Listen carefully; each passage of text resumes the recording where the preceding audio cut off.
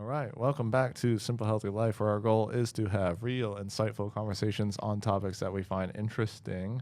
And today, MJ, I'm hoping to talk just briefly on what is called somatic marker theory. And I know that you're like vaguely familiar of this, yes. Somatic marker theory by an individual, Antonio Damasio, is kind of a compelling, an intriguing thought for me, or hypothesis.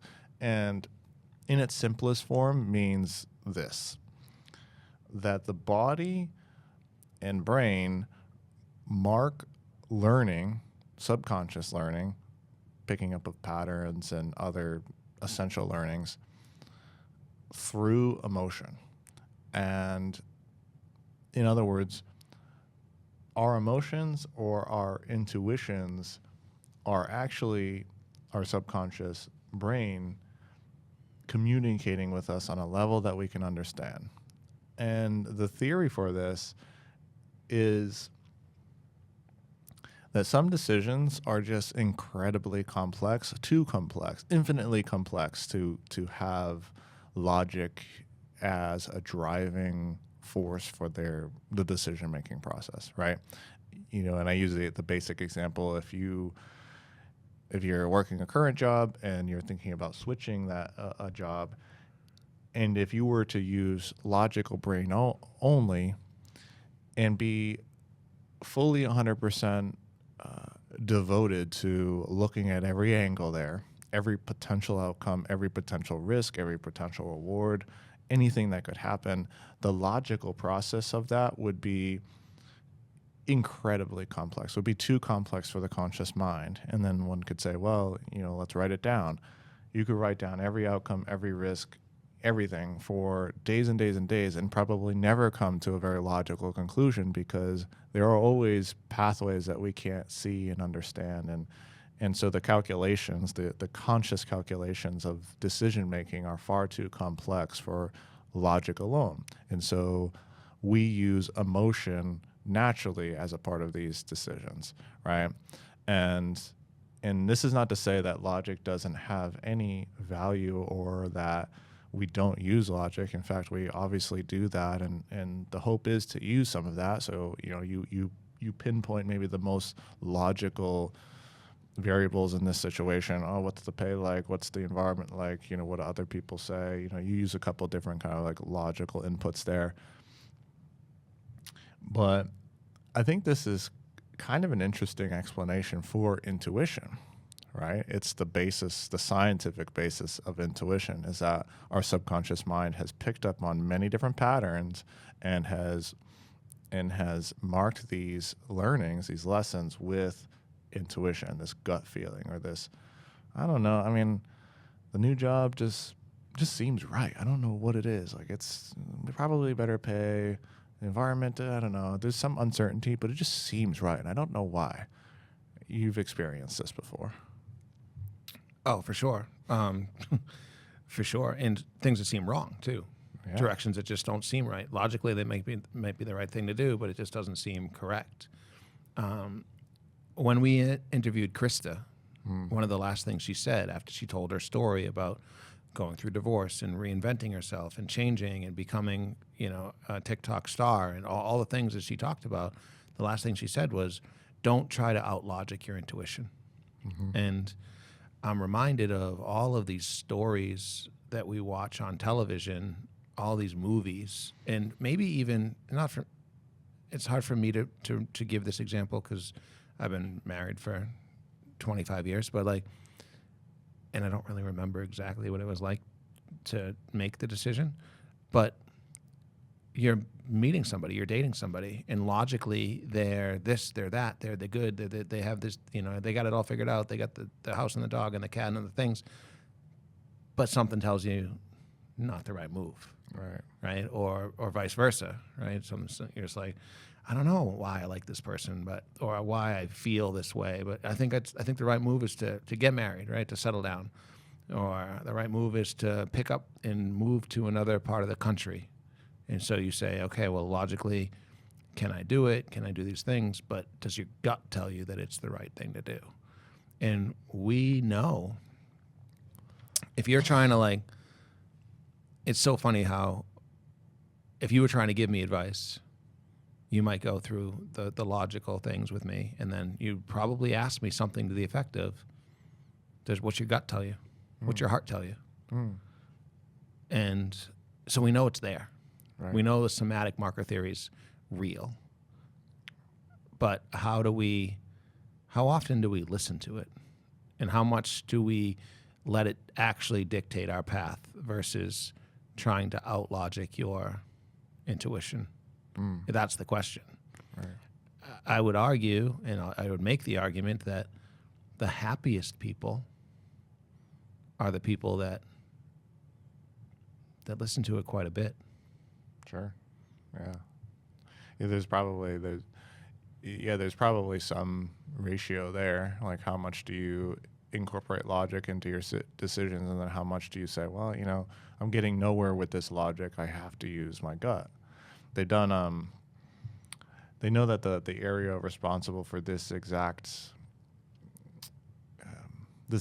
feeling, this intuitive kind of feeling, is the ventromedial prefrontal cortex. And they have luckily found people who, unlucky for them, have damage to this area, right? There's a story of a young man like working on a railroad, I believe, and he I don't know, took a spike through the brain or whatever, and it ended up hitting in this exact region, and he ended up being fine, with rehab and everything. But they determined that, well, he was mostly intact, he could live an everyday life. There was something about his decision making that was very, very off. He was just a different person because he wasn't making intuitive decisions. He was making decisions that made no sense, and he could really only operate from like a conscious level. What are the risks that I see right now versus what are the risks that are under the surface, in the basement that have, that are there, and still a powerful way for me to, still powerful facts, I guess, to use in my decision-making process. They found, they did this study called, I believe it's called the Iowa Gambling Task, where they took people who had the damage to this area, the ventromedial prefrontal cortex, and they placed them up against, I don't know. The second group was normal functioning brain participants.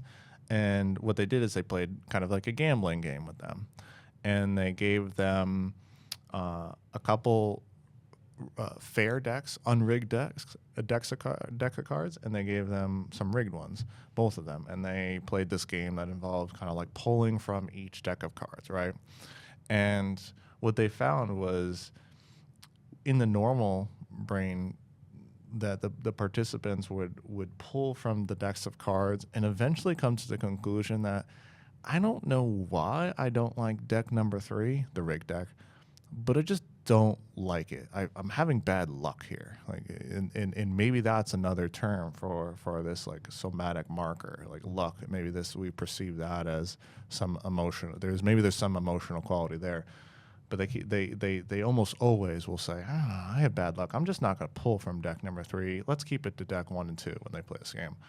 Lo and behold, the people with the damage to this other brain area, they don't even pick up on that. They don't even perceive deck number 3 as being rigged. They see it as just another deck of cards because there's no conscious logic there. They don't know that it's rigged with 5 different heart cards as opposed to 4 or whatever it might be. And so I found that like kind of interesting, is that there is an area of the brain that actually does control this kind of intuitive, non-logical, yet in some way very logical decision making. So I can't help but go down this path of energy, of these. I'm trying to come up with a better word than spiritual, of these different practices of aligning your chakras, aligning your energy centers, aligning essentially your heart and your mind and your gut, right? That's where they come from. They go all right through the body. And when those things are aligned, when your intuition is aligned with your logical brain, like, doesn't that feel good? Don't you feel good when you're like, oh man, I'm making this decision and my heart says I should go and do this? And then logically, yeah, that makes a lot of sense. And it's almost like, to bring it back to the beginning, where it's like, my heart says it feels good, and I got the 4 or 5 basic principles down. Logically, it feels good, but I don't really know what the future is going to hold. But I feel good about it. And we go through all of these. Some of us, myself, go to all these practitioners and these people that are essentially trying to help you align yourself in order to make good decisions and feel connected to your intuitive side and your subconscious. And I can't help but feel like everybody's saying the same thing, right? It's like another example where all of these different aspects of our society are all essentially saying the same thing, right? The somatic marker theory. Carl Jung talked about the subconscious mind and the role that it plays in synchronicity and allowing it to, through visualization, allowing it to teach you and tell you kind of what your path might be. And that's like a psychologist, that is essentially saying, what was who came up with the somatic marker theory? Who coined Antonio Damasio. Antonio Damasio. And then you go down this, they're all saying the same thing. Right. So no one's saying it doesn't exist, right? It's like the universe or God or this or the placebo effect, right? We're all saying there's something there. No, this is a great example, and I've noticed this pattern as well. It's whether it's spirituality, whether it's science, whether it's organized religion or whatever it is, they all seem to say the same thing, right? Like, and the other thing that I can add to that, where you added Carl Jung and Antonio Damasio. I mean, the Bible, I think, says like the still silent voice, right? Like the little thing in there that says, hey, maybe this isn't the right call, or maybe this is the right call, like the conscience, right? Very interesting that we have this kind of like conscience. It tells you things that you don't really necessarily want to hear.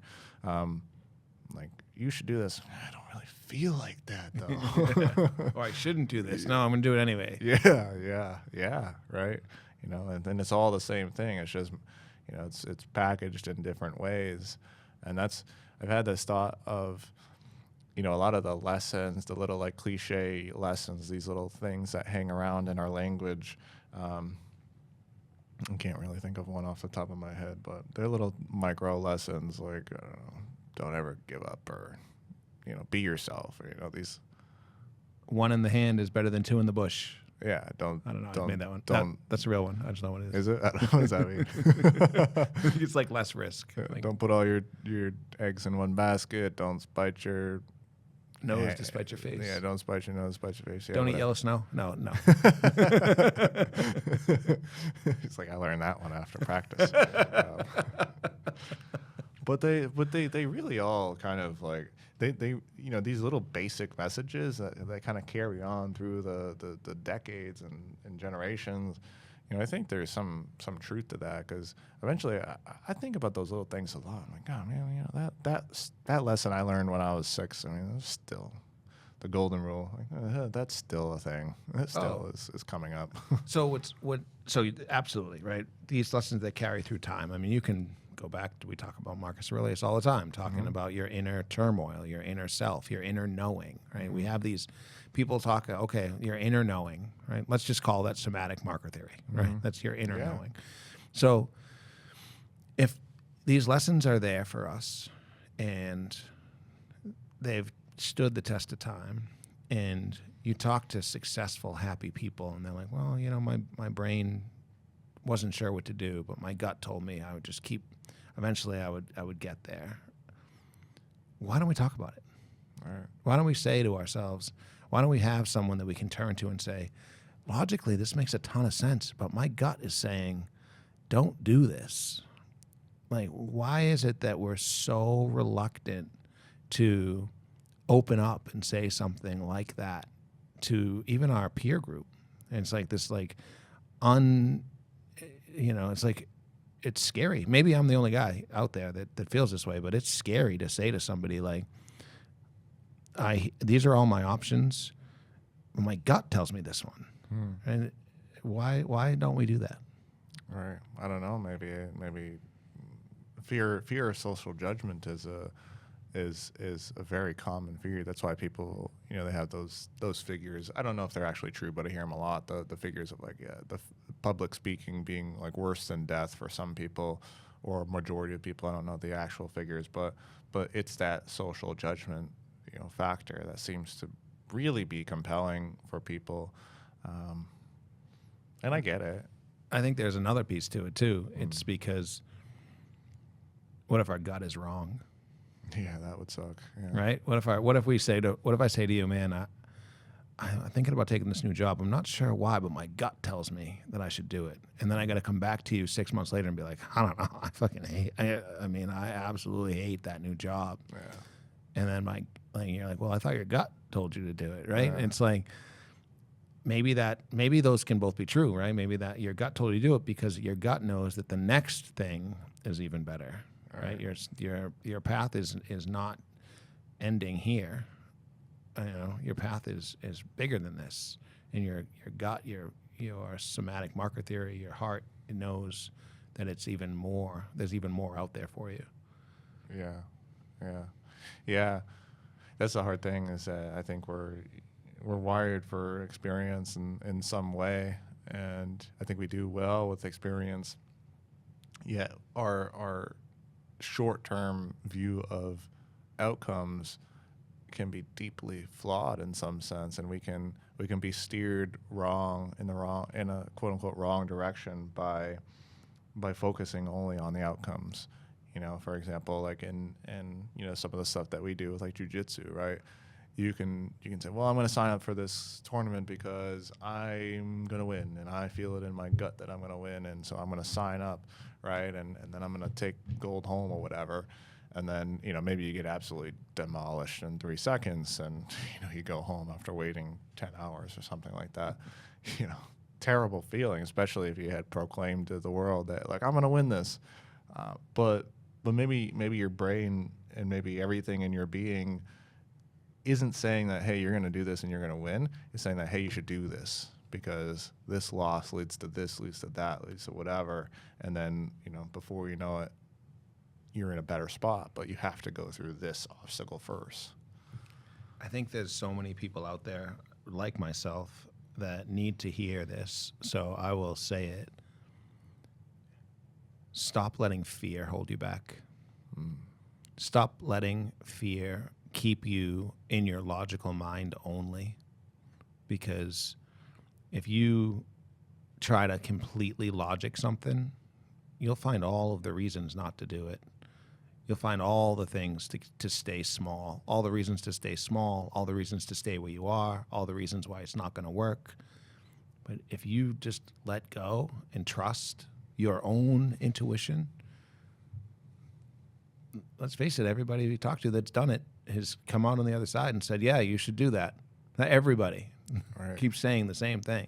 Right. Yeah, trust in the universe, trust in your gut, trust in your intuition, trust in somatic marker theory.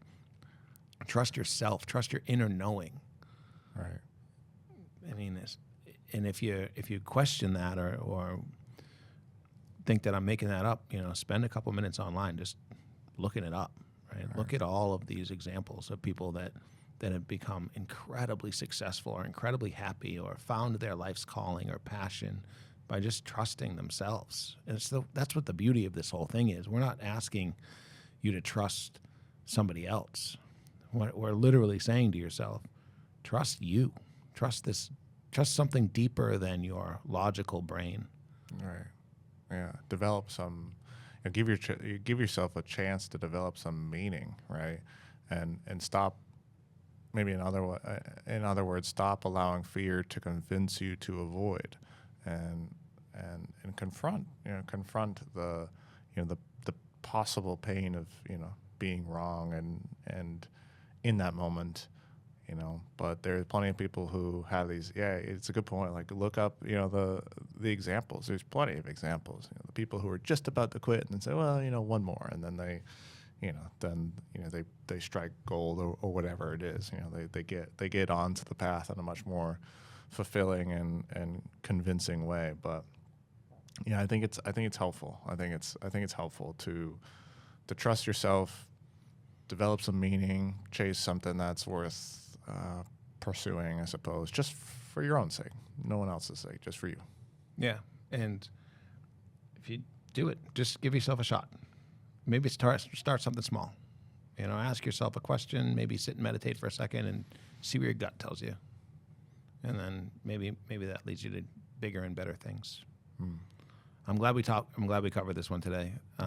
Thank you for bringing it to the table. I didn't know the term somatic marker theory, but I'm loving the fact that I can now add it to one of my everybody saying the same thing topics. Yeah, it's true. It really does feel like it fits in there. Yeah. So through time, and it's stood the test of time. Yeah. And hopefully I can get better at using it. Likewise. Preaching. Cool. Well, if you liked this type of topic or want to hear us talk more about anything that you find interesting, let us know. We'll see what we can scare up for you. Find us any way you want. If you're listening to us on Spotify, keep listening and send us anything you want for us to talk about in the future. Thanks.